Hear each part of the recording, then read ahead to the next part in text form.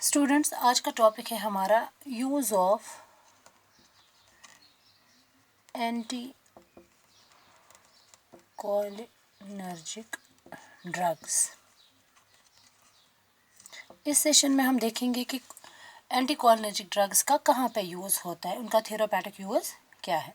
Number first is the as an anti spasmodic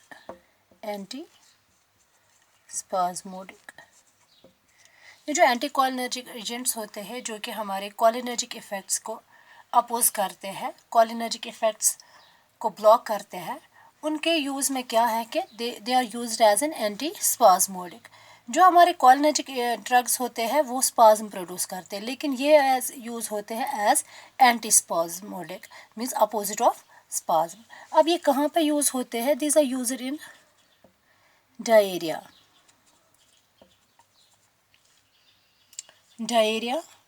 dysentery,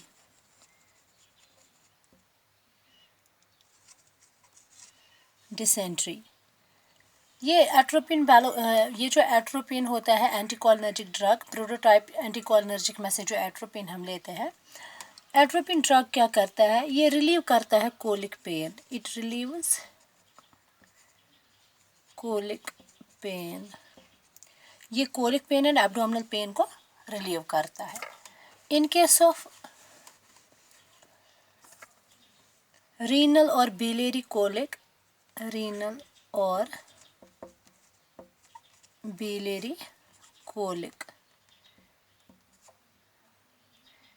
in case of renal and biliary colic, it is used as an antispasmodic, क्योंकि जो biliary colic होता है, biliary colic means the pain that occurs by blocking a bile duct by gallstones, यानी कि gallstones का जब हमारे biliary duct में आना होता है या उसको ब्लॉक करती है gallstones, उस वजह से जो पेन होती है उधर हम एंटी कोलिनर्जिक ड्रग देते हैं या उधर हम एट्रोपिन देते हैं जो कि पेन को रिलीव करता है। These are also used in case of nocturnal enuresis. Nocturnal enuresis क्या होता है? Nocturnal enuresis means night time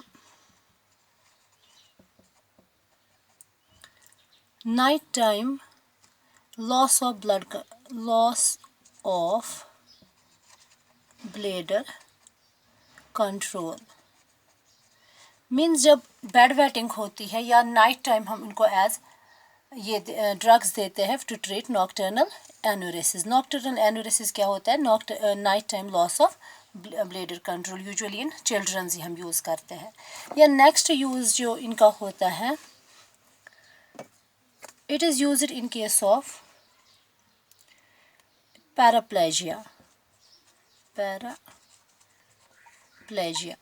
paraplegia क्या है? It is the paralysis of legs and lower body। उधर क्या एक काम करता है? एट्रोपिन क्या इफेक्ट दिखाता है इनके सब paraplegia? it reduces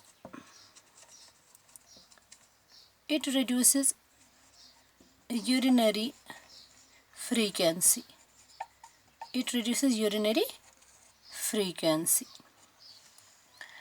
This was as antispasmodic.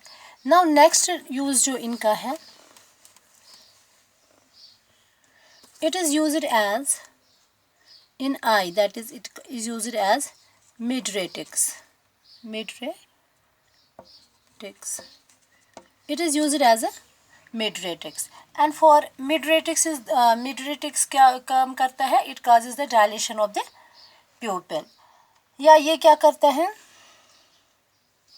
या in case of diagnostic purposes this is also used in case of diagnostic purposes in case of eye। वहाँ पे हमें ये error of refraction देना होता है for the examination of the eye, उधर भी हम एट्रोपिन का यूज़ करते हैं। Next use is in as an pre-anesthetic medication। Medication. ये एनेस्थीसिया से पहले 30 मिनट्स दिया जाता है, जहाँ पर ये क्या करता है, it reduces salivary and respiratory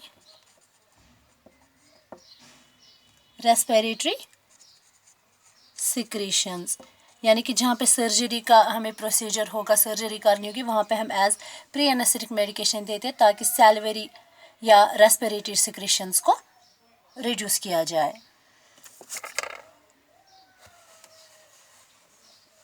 next, it is also used as an in organophosphate poisoning. Next, fourth use is as an organophosphate poisoning में ये दिया जाता है poisoning। ये जो organophosphate poisoning हुई होती है कभी कभार, in that case we give anticholinergic drug। Atropine क्या होता है उधर, atropine is the life saving drug. या कभी कभार हमें मशरूम पॉइजनिंग होती है, because in that case that causes more cholinergic effects, तो उधर हमें एंटीडोट देना पड़ता है, that is atropine. Next use जो इसका है, it is used in case of number 5, it is used in case of bronchial asthma. Bronchial asthma, bronchial asthma या पेप्टिक अल्सर, पेप्टिक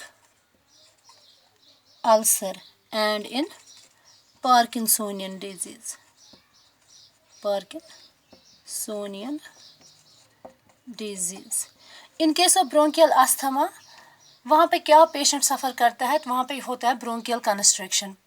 ब्रोंक्यूल्स जो हमारे होते हैं वो कंस्ट्रिक्ट हुए होते हैं बिकॉज ऑफ द एडिमा। उधर हम अगर ब्रोंकियल अस्थमा में देते हैं, it causes bronchodilation which gives relief to the patient. या पेप्टिक अल्सर में क्या होता है, हमें गैस्ट्रिक सिक्रेशंस को डिक्रीज करना होता है, क्योंकि ये जो पेप्टिक अल्सर होता है उसमें अगर एसिडिक सिक्रेशंस ज़्यादा निकल जाती है, वो अल्सर को हील होने नहीं देंगे। अब हम उधर क्या इफेक्ट करते हैं, हम सिक्रेशंस को कम करें ताकि जो हमारा अल्सर है वो हील अप जल्दी से हो जाए। And next disease, it is used in Parkinsonian disease. Parkinsonian disease में क्या होता है, there is an imbalance of acetylcholine and dopamine. उधर पार्किंसोनियन में क्या होता है, उधर इम्प्रॉपर बैलेंस हुआ होता है, improper balance of acetylcholine and dopamine. वहाँ पे हमारी स्ट्रैटेजी क्या होती है, क्योंकि वहाँ पे क्या होता है, डोपामिन की कमी की वजह से पार्किंसोनियन इफेक्ट आता है। या दूसरे लफ्ज़ों में बोले तो एस्टाइल कोलिन अगर ज़्यादा हो जाएगा डोपामिन से कम, तो उधर पार्किंसोनियन इफेक्ट्स आते हैं। अब हम उधर क्या ट्रीट करते हैं, उधर हम एस्टाइल कोलिन को कम करने के लिए, मतलब एस्टाइल कोलिन की कंसंट्रेशन कम रखते हैं ताकि इनका बैलेंस रहे। So it is used, this atropine drug is also used in case of Parkinsonian disease, so as to maintain the balance between acetylcholine and dopamine. Next use क्या है इसका, it is used in case of motion sickness.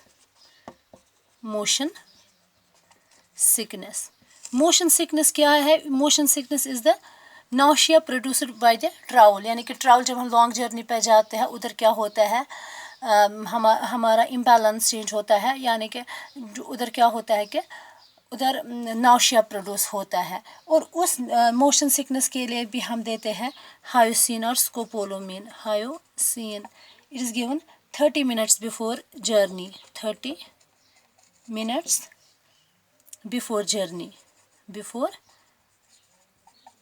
Journey. उधर hyoscine का use किया जाता है so as to avoid motion sickness, जो travel की वजह से नाउशिया प्रोड्यूस हो जाता है उसको हम दूर करने के लिए हायोसिन देते हैं। या हम दूसरा यूज़ क्या है इसका, next use, that is it is also given in the during labour में क्या हम इसको एज देते हैं, लेबर में इट इज़ यूज़ किया जाता है as to produce sedation and amnesia, to produce sedation and amnesia. This was the use of the anticholinergic drugs. अब इसका क्या है कि now we will study about its drug interactions. Drug interactions. Drug interactions. Drug interactions क्या होती है इसकी? It is ये जो एंटीहिस्टामिन्स होते हैं, एंटीहिस्टामिन्स, या like we have phenothiazines, phenothiazines, इनके भी एंटीकोलिनर्जिक इफेक्ट्स आते हैं. Like we have tricyclic antidepressants. ये जो एंटीहिस्टामिन्स होते हैं या फिनोथाइजीन्स होते हैं या ट्राइसाइक्लिक एंटीडिप्रेसेंट्स होते हैं, इनके भी अपने एंटीकोलिनर्जिक प्रॉपर्टीज़ होती है. मींस अगर हम ये दवाई भी देंगे, यहाँ से एंटीकोलिनर्जिक ड्रग्स भी का भी यूज़ करेंगे, ये जो इनके साइड इफ़ेक्ट्स होते हैं वो पोटेंशिएट हो जाते हैं, मींस वो बढ़ जाते हैं. So these should be avoided in case of anticholinergic drugs. This was about the drug interactions. For further details, we will continue in next session. Thank you.